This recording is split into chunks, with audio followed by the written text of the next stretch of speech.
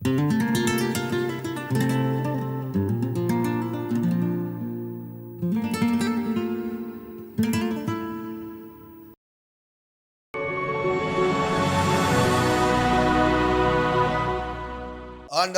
இயேசு கிறிஸ்துவினுடைய நாமத்தினாலே உங்கள் அனைவருக்கும் எங்களுடைய அன்பின் வாழ்த்துக்கள்.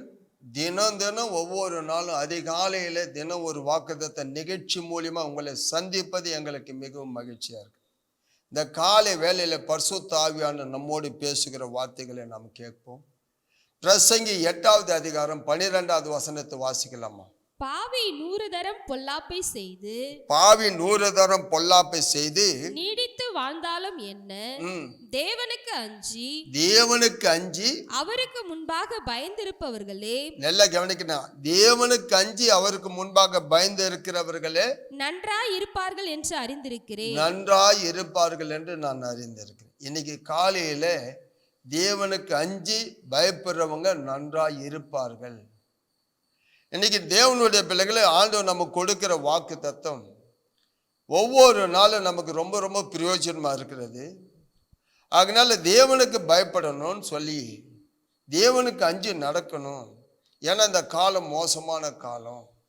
பாவம் செய்வதற்கு தூண்டுவதற்கு அநேக வழிகள் உண்டு, அநேக சகோதரர்கள் உண்டு, சிநேகிதர்கள் உண்டு. ஆனால் அதையெல்லாம் விலகி தேவனுக்கு பயந்து அஞ்சு நடுங்கணும் அப்படின்னு சொல்லிட்டு வேதம். அப்படின்னா அவருக்கு பயந்த என்ன கிடைக்கும் உனக்கு?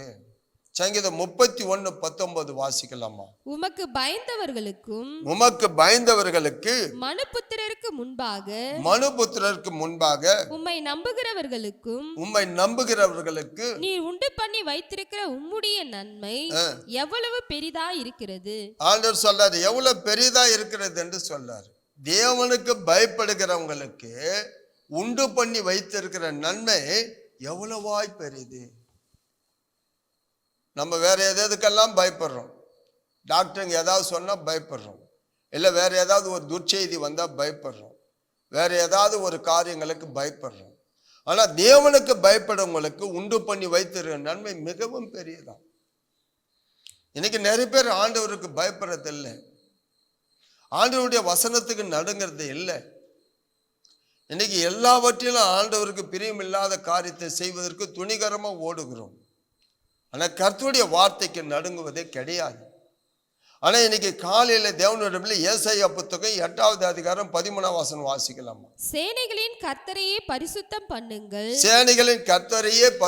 பண்ணுங்கள், அவரே உங்கள் பயமும் அவரே உங்கள் அச்சமுமாய் இருப்பாராக. அவரே உங்களுக்கு பயமும் அச்சமா இருப்பாராக. தேவனுடைய பிள்ளைகளை தெளிவா சொல்லுகிற இந்த காலையில நீங்க எதுக்கோ பயப்படுறீங்க, யாருக்கோ பயப்படுறீங்க. இப்படி பண்ணிடுவாங்களோ அப்படி பண்ணிடுவாங்களோ, நமக்கு விரோதமா எழும்புவாங்களோ செய்வாங்களோ, ஒன்றுத்துக்கு இல்லாத சின்ன சின்ன விஷயத்துக்கெல்லாம் பயப்படுறீங்க.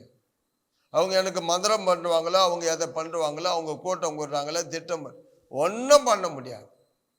தேவனுக்கு பயப்படுங்க, தேவனுக்கு பயப்படுங்க. வேதம் சொல்லுகிற நீங்க இந்த உலகத்துல வாழும் போது தேவனுடைய பிள்ளைகளை அவருக்கு பயந்து நடக்கணும்.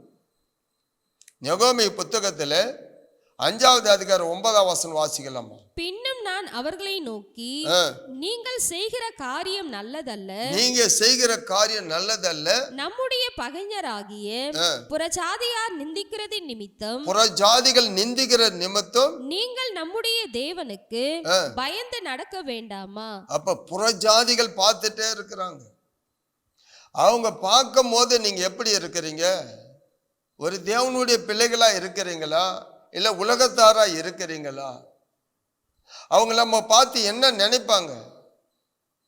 நீங்க தேவனுடைய பிள்ளைகளா இருப்பதற்கு அடையாளம் அவங்க நிந்திக்காதபடி, ஆண்டவர் நாம தூஷிக்காதபடி தேவனுக்கு பயந்து நடக்க வேண்டாமா? தேவனுக்கு பிரியமா இருக்க வேண்டாமா? உங்களுக்கு அதனால பலன் இல்லாம போகுமா? கண்டிப்பா பலன் உண்டு. யோசேப்பு சொல்லுவார், என்ன சொல்லுவார் தெரியுங்களா? நான் தேவனுக்கு பயப்படுகிறவன் சொல்லுவார். அதனால்தான் பார்வோனுக்கு இவங்களை உயர்த்தினார். இங்க எகிப்தில் மறுத்து வச்சுங்க பயந்தாங்க ஆண்டவருக்கு. அதனால்தான் அவங்க குடும்பங்கள் தழைத்தது. ஆபிரகாம் தேவனுக்கு பயந்தான். அதனால்தான் கர்த்தர் அவனை செல்வசியமான மாற்றினார். நீங்க தேவனுக்கு பயப்படணும்னு இந்த காலையில சொல்றார். துணிகரமான பேச்சு, துணிகரமான பார்வைகள், செயல்கள் இருக்கக்கூடாது. நீதிமொழிகள் 22:4 வாசிக்கலாமா? தாழ்மைக்கும் கர்த்தருக்கு பயப்படுதலுக்கும் வரும் பலன், கர்த்தருக்கு பயப்படுவதும் வரும் பலன் ஐஸ்வர்யமும் மகிமையும் ஜீவனுமாம். நம்ம பாத்தீங்கன்னா ஆண்டவர் பிள்ளைகளை வேதம் சொல்லுகிறது, தாழ்மைக்கும் கர்த்தருக்கு பயப்படுகிறவங்களுக்கு வரும் பலன் ஐஸ்வர்யமும் மகிமையும் ஜீவனுமா. அப்ப நம்ம வாழ்க்கையில நமக்கு எந்த காரியமா இருந்தாலும், எங்க போனாலும் என்னை தேவன் பார்க்கிறார். அப்ப அவர் பார்க்கிறார்னா என்ன அர்த்தம்? இந்த உலகத்திலே பாவம் செய்வதற்கு அநேக வாய்ப்புகள் உண்டு. ஆனா ஒண்ணு, ஆண்டவர் பார்வைக்கு நீ பிரியமா நடக்கணும். என்னை பார்த்து கொண்டு இருக்கிற யார் ஒரு மனுஷன் ஒவ்வொரு நாளும் பயப்படுறானோ தவறு செய்ய மாட்டான், விலகி போக மாட்டான், அவன் ஆசீர்வதிக்கப்படுவான். இந்த வேதத்துல நிறைய இடத்துல சொல்லப்பட்டு இருக்கிறது, அவர்கள் எல்லாம் உயர்த்தப்பட்டு இருக்கிறாங்க. தேவனுக்கு பயந்தவங்க ஆசீர்வதிக்கப்பட்டு இருக்கிறாங்க, ஐஸ்வர்யத்தை பெற்று இருக்கிறாங்க, கனத்தை பெற்று இருக்கிறாங்க.